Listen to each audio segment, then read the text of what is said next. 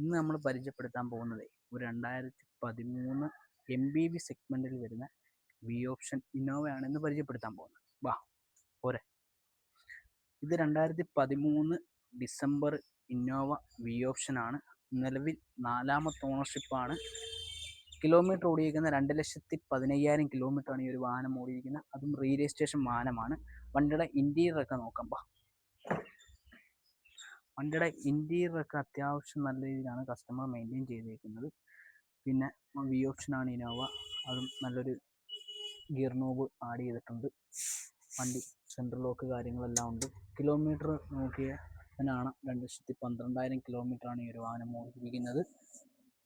പിന്നെ വണ്ടി 4 door power window, AC power steering, 2 air bag കാര്യങ്ങളെല്ലാം വരുന്നുണ്ട്. അല്ലെ വീല് കാര്യങ്ങളൊക്കെ വരുന്നുണ്ട്. ഇതിനായിട്ടുള്ള തട്ടുമുട്ട കാര്യങ്ങളൊന്നുമില്ല. വണ്ടിയുടെ ടയർ ശതമാനം നോക്കിയാലും അറിയാൻ പറ്റും. 4 ടയറും ഇതേ ഒരു സെയിം രീതിയിലാണുള്ളത്. കണക്ക് തന്നെ അലവീല് കാര്യങ്ങളൊക്കെ ഉണ്ട്. അതേമാതിരി വണ്ടി തന്നെ ഒരു സൈഡ് സ്കേർട്ട് കാര്യങ്ങളൊക്കെ ആഡ് ചെയ്തിട്ടുണ്ട്. വണ്ടിയുടെ ബാക്ക് പ്രൊഫൈലോട് ഇൻറ്റീരിയറോട് നമുക്ക് നോക്കിക്കഴിഞ്ഞാൽ അത്യാവശ്യം നല്ല രീതിയിലാണ് ഇൻറ്റീരിയറൊക്കെ പോയിരിക്കുന്നത്. ഡോറിൻ്റെ പേസ്റ്റിങ് കാര്യങ്ങളെല്ലാം ഒറിജിനലാണ്. ഈ ഒരു വണ്ടിക്ക് റീപ്ലേസ്മെൻ്റ് എന്ന് പറഞ്ഞു കഴിഞ്ഞാൽ ഈ ഒരു വണ്ടിയുടെ ബാക്ക് ഡിക്കി ഗ്ലാസ് ആണ് ഓൾറെഡി റീപ്ലേസ് ആയിട്ടുള്ളത്. വണ്ടിയുടെ ഡിക്കിയിൽ നമ്മൾ ഈ വണ്ടിയുടെ വർക്ക്ഷോപ്പിൽ കിടന്നായിട്ടുള്ള കുറച്ച് സ്പെയറും കാര്യങ്ങളൊക്കെയാണ് ഇരിക്കുന്നത്. വണ്ടിയുടെ ഡിക്കി ഭാഗങ്ങളെല്ലാം ഓക്കെയാണ്. ഇവിടെ ഇന്ന് നോക്കിക്കഴിഞ്ഞാലും വണ്ടിയുടെ ഇൻറ്റീരിയറൊക്കെ അത്യാവശ്യം നല്ല രീതിയിലാണുള്ളത്.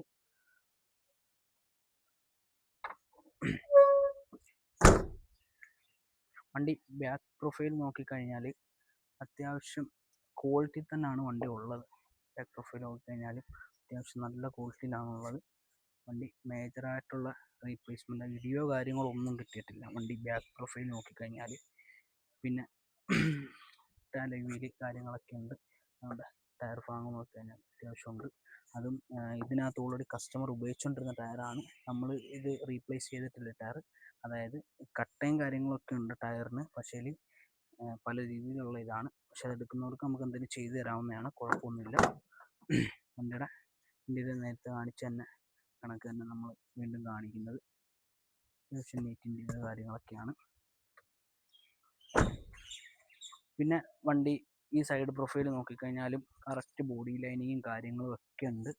വണ്ടിയുടെ ബോഡി ലൈനിങ്ങും കാര്യങ്ങളൊക്കെ ഉണ്ട്. കറക്റ്റ് നോക്കിക്കഴിഞ്ഞാൽ നല്ല ഷേപ്പുള്ള ഇന്നോവയാണ്. റീ രജിസ്ട്രേഷനാണ് വാഹനം. പിന്നെ നമുക്ക് ബോണറ്റ് തുറന്ന് വണ്ടിയുടെ എൻജിൻ റൂം ഒന്ന് പരിചയപ്പെടുത്താം.